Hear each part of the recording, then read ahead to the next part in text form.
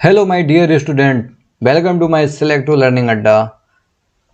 Dear student, यहाँ पर हम सब लोगों ने देखा था मोशन क्या होता है, मोशन के टाइप्स देखे थे और उसमें से आपके rotatory motion and vibration motion आपके रह गए थे, जो हम इस लेक्चर में कवर करेंगे और आगे देखेंगे डिस्प्लेसमेंट एंड डिस्टेंस क्या होता है। यहाँ पर आपको एक बार मैं ओवरव्यू दे दूँ या इस पिछले वाले लेक्चर में क्या क्या हुआ था। तो देखिए, पिछले वाले लेक्चर में आपका हुआ था मोशन के बारे में, मोशन क्या होता है, और उसके बाद हमने बात किया था मैकेनिक्स के बारे में। फिर उसके बाद मैकेनिक्स को हम दो पार्ट में कैटेगराइज कर देते, काइनेमेटिक्स एंड डायनामिक्स। तो ये सारे पार्ट हम सब लोग डिस्कस कर चुके थे। और इसके बाद अब आता है आपका मोशन, मोशन एक्चुअली में होता क्या है। और इसको डिस्कस करने के बाद हमने बात किया था रेस्ट, रेस्ट क्या चीज़ होती है। फिर इसके बाद आया था आपका टाइप ऑफ मोशन। यहाँ पर हमने बात किया था 3 टाइप के होते हैं। तो पहला टाइप था आपका ट्रांसलेटरी मोशन। ट्रांसलेटरी मोशन में के बाद हमने यहाँ पर बात किया था भाई ये भी 2 टाइप के होते हैं, rectilinear and curve linear motion. अब इसके आगे मुझे देखना है आपका क्या नेक्स्ट, आपका हेडिंग था क्या भाई, रोटेटरी मोशन। तो यहाँ पर हम बात करेंगे रोटेटरी मोशन होता क्या है। तो यहाँ पर जो आपका रोटेशनल मोशन एक टाइप से हम इसे कह सकते हैं। देखिए ये क्या होता है, आपका एक टाइप का सर्कुलर मोशन है या रोटेशनल मोशन है। अगर ये इवेंट्स किसी एक्सिस, किसी फिक्स एक्सिस के अबाउट है ना, रोटेट हो रहा है, ध्यान रखना है इसमें एक आपका एक्सिस होगा, एक्सिस फिक्स होनी चाहिए, ठीक है। उस एक्सिस के अबाउट अगर ऑब्जेक्ट क्या कर रहा है, रोटेट कर रहा है, ठीक है, तो वो आपका क्या होगा, रोटेटरी मोशन होगा। यहाँ पर आप एग्जांपल में देख सकते हैं, आपके घर में पंखा लगा होगा जिसके नीचे आप बैठे हुए हैं, ठीक है। ये कौन सा मोशन कर रहा है, रोटेटरी मोशन कर रहा है। जब आपकी साइकिल है ना, पहिए को देखो, नीचे नीचे वाले को देखिए, है ना, ये नीचे वाला जो है, ठीक है, ये आपका किस तरह से भाई मोशन कर रहा है, ये एक्सिस ऑफ रोटेशन कर रहा है, किसी फिक्स एक्सिस के अबाउट क्या कर रहा है, रोटेट। अगर यही साइकिल चलने लगे तो ये 2 टाइप का मोशन करता है, रोटेशनल मोशन भी करता है और ट्रांसलेशनल मोशन भी करता है। देखो आगे बढ़ने को क्या कहते हैं, ट्रांसलेशन मोशन, एंड उसके पहिए को घूमने को, है ना, पहिया जो होता है ध्रुव के रिस्पेक्ट में घूमता है, उस मोशन को हम क्या कहते हैं, रोटेशनल मोशन, ठीक है। अब आगे देखते हैं भाई, वाइब्रेशन मोशन के बारे में बात करने जा रहे हैं। क्या होता है आपका, तो ये कुछ नहीं है, बस थोड़ा सा क्या है, डिस्टरबेंस है। जब कोई ऑब्जेक्ट अपने फिक्स्ड पोजीशन के अबाउट, ठीक है, इधर उधर इधर उधर इधर उधर क्या करता है, मूव करता है, ठीक है, जबकि वो रेस्ट में हो। देखो इसमें नीचे वाला पार्ट क्या है, रेस्ट में है, ठीक है। और इसको थोड़ा सा टच करके ऐसे हिला डुला दिया जाए, चिमटा होता है ना घर में, उसको ऐसे मार दो हाथ से, टन से, और उसके बाद आप देखोगे ना ये ऐसे ऐसे वाइब्रेट करता है। उसी मोशन को हम क्या कहते हैं, वाइब्रेशन मोशन कहते हैं। आई होप आपको समझ में आया होगा। जैसे आपका सिंपल पेंडुलम होता है, हाँ भाई, जो घड़ी का होता है ना, वो ऐसे लटका रहता है, ऐसे जब घंटा बजता है टन टन टन, है ना। तो ये भी आपका जो मोशन होता है, किस तरह का मोशन होता है, वाइब्रेशन मोशन होता है। चलिए बात करते हैं रेस्ट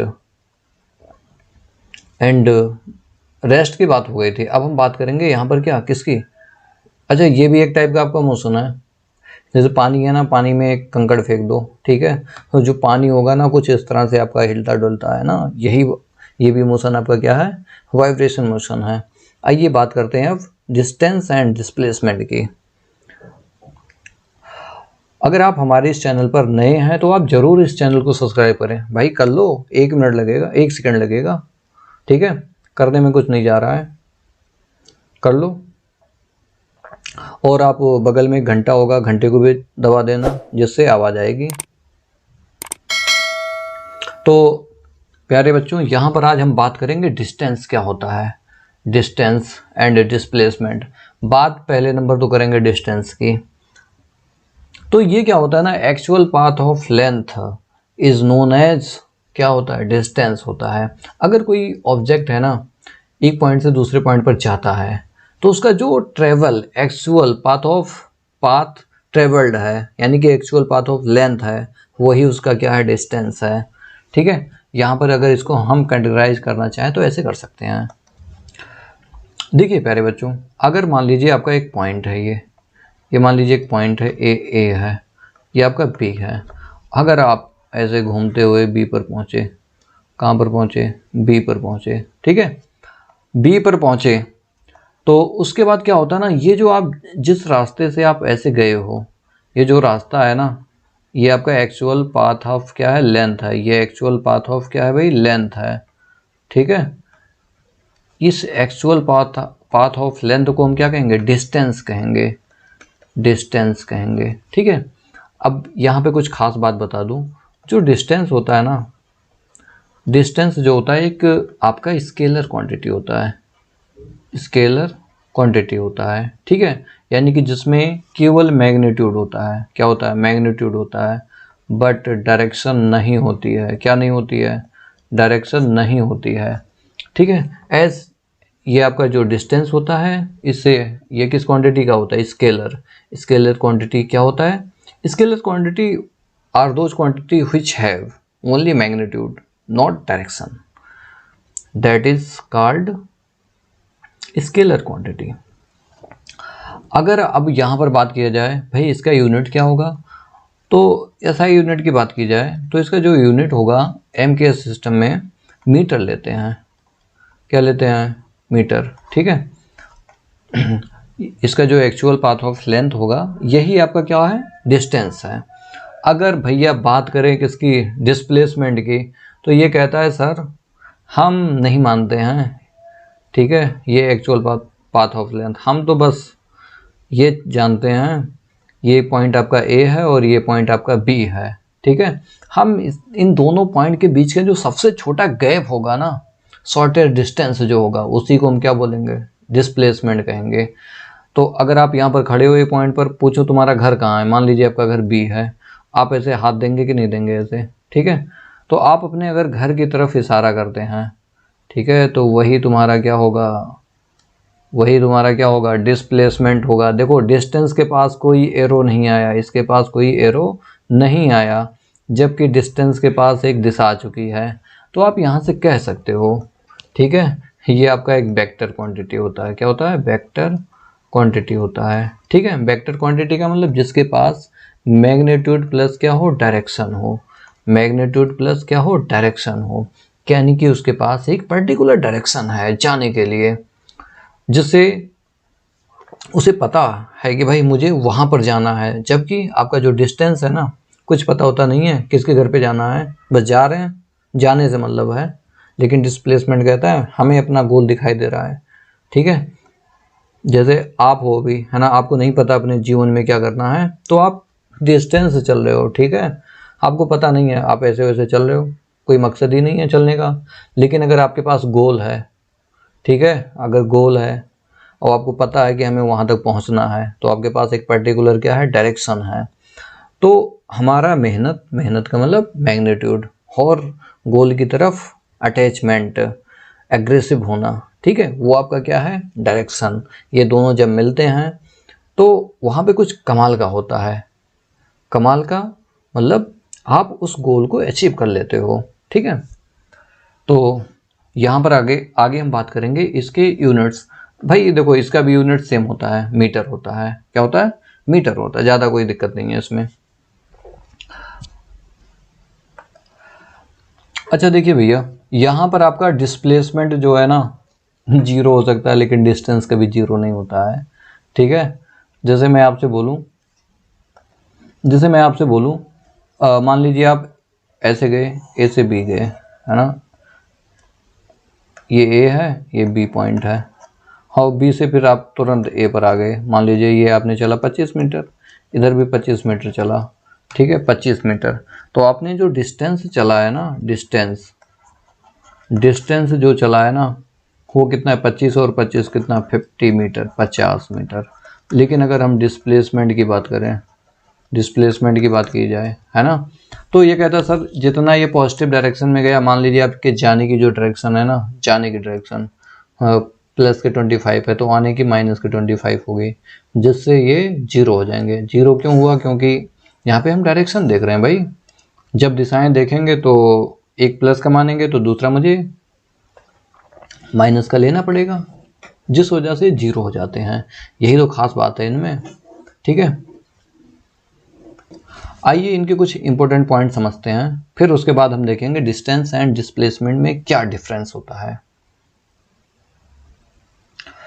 देखिए यहां पर बात किया जाए डिस्प्लेसमेंट की, ये कह रहा है sir initial and final point, कह रहा है जो ए है ना वो इनिशियल पॉइंट है, इनिशियल पॉइंट है, ठीक है, और वही पॉइंट है ना फाइनल भी है, फाइनल भी है। आप जैसे ऐसे गए फिर यहाँ पे आ गए तो सेम जहाँ से चले वो इनिशियल ए है और फिर वहीं पर आ गए, तो वो भी पॉइंट आपका क्या है, ए है।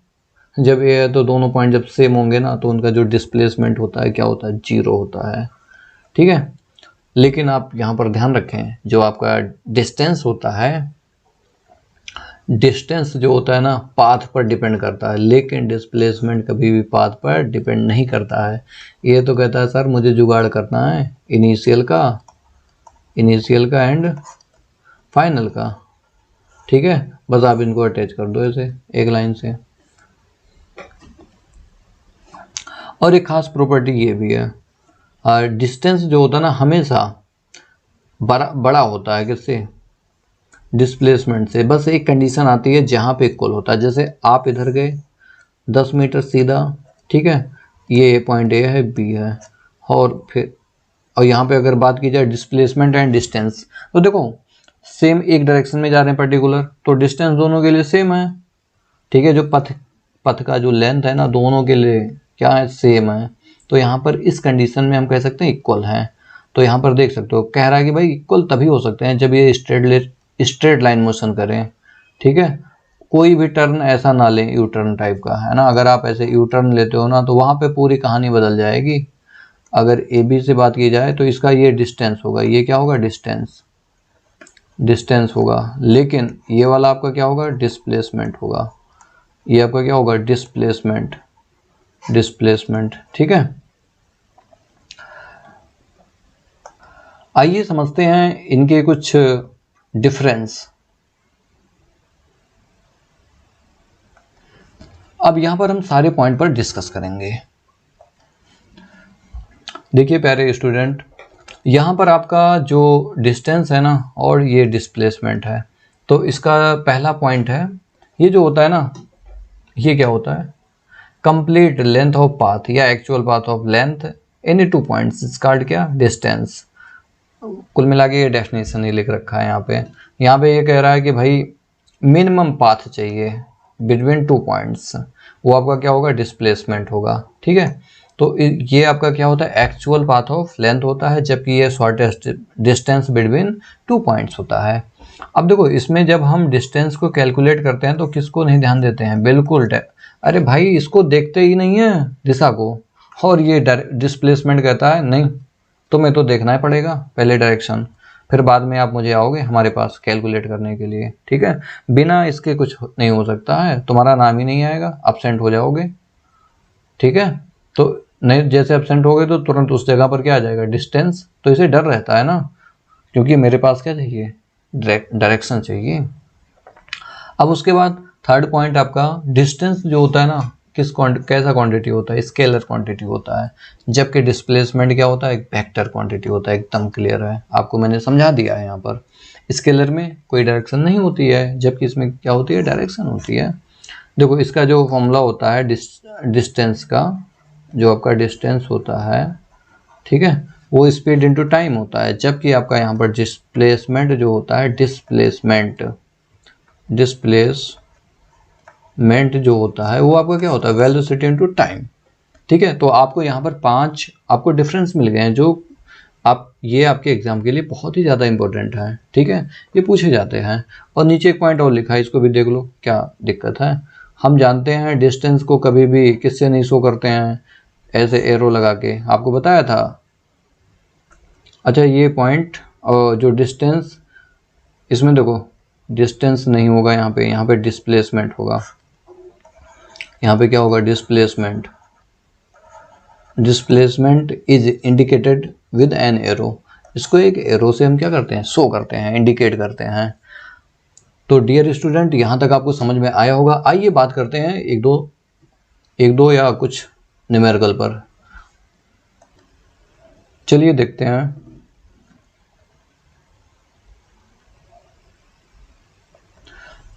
देखिए, मान लीजिए आपका ये क्वेश्चन है, समझते हैं इस पॉइंट को। मान लीजिए ए है, आप ए से बी जाते हो, ए से कहाँ जाते हो बी से कहाँ जाते हो सी, और सी से कहाँ जाते हो डी। मान लीजिए इनके बीच का जो गैप है 10 मीटर है, इनके बीच का गैप 5 मीटर है, ठीक है। इनके बीच का गैप जो आपका है ना 15 है। तो आपको बताना है, फाइंड क्या करना है। देखिए ये तो क्वेश्चन है, इसमें कह रहा है कि अगर आप ए से बी जाते हो, बी से आप सी जाते हो, सी से डी जाते हो, ठीक है, और डी से आप सी जाते हो, है ना। ये पहला क्वेश्चन है। आपसे कह रहा है कि फाइंड डिस्टेंस एंड डिस्प्लेसमेंट,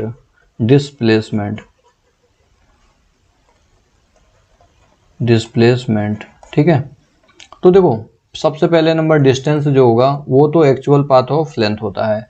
बस आप ऐसे जोड़ते चले जाओ। आप ए से पहले बी गए, ए से बी गए, प्लस बी से कहाँ गए सी, प्लस सी से आप कहाँ गए सी से डी गए, फिर डी से कहाँ गए सी। बस सॉल्व कर लो रख करके। ए बी की वैल्यू कितनी है बोलो, ए बी की वैल्यू कितनी है 10 सेंटीमीटर। यस सर, बोला करो ना, बोलते क्यों नहीं हो। 5 हो गया, ये भी 15, ये भी कितना है 15। वाह, सॉल्व किया। 15 15 30 30 और फिर 15 45। बहुत अच्छा। अगर हम डिस्प्लेसमेंट के पास जाएं, ध्यान रखना यहाँ तक तो कहानी सही है, लेकिन जैसे ये वर्ड देखें सी डी फिर डी सी आया, जब वर्ड है ना चेंज हो जाएं, देखो सी से डी जा रहे थे, अब डी से किधर जा रहे हैं सी, तो ध्यान रखना जहाँ प्लस है ना, जिनकी डायरेक्शन बदलेगी उनको माइनस का लेना है। उनको किस तरह से लेना, माइनस का। हम आपको 2 तरीके से बताएंगे, ठीक है। आप चाहे डायरेक्ट कर लें, चाहे आप ऐसे कर लें। ए से आप बी गए, प्लस बी से सी गए, प्लस सी से डी गए, और जब डायरेक्शन चेंज होगा तुरंत वहाँ पे क्या आएगा, माइनस आएगा, ठीक है। तो यहाँ पर अगर आप इसको सॉल्व करते हैं तो आप देखेंगे ये तो कैंसिल आउट हो जाएंगे, सेम दूरियां हैं।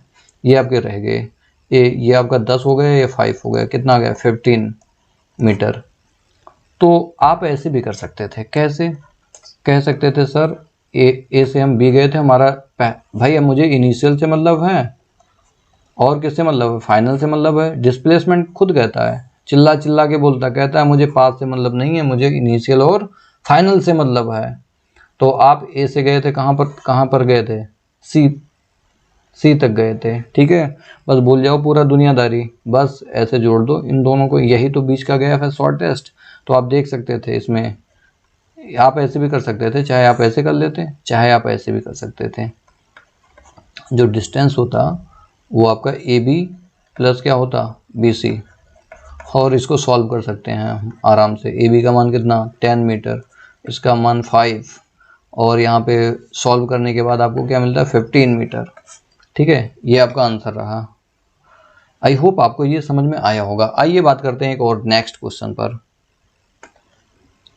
देखिए प्यारे बच्चों, यहाँ पर अगर मैं बात करूँ मैं, तो आपका कुछ ऐसा है।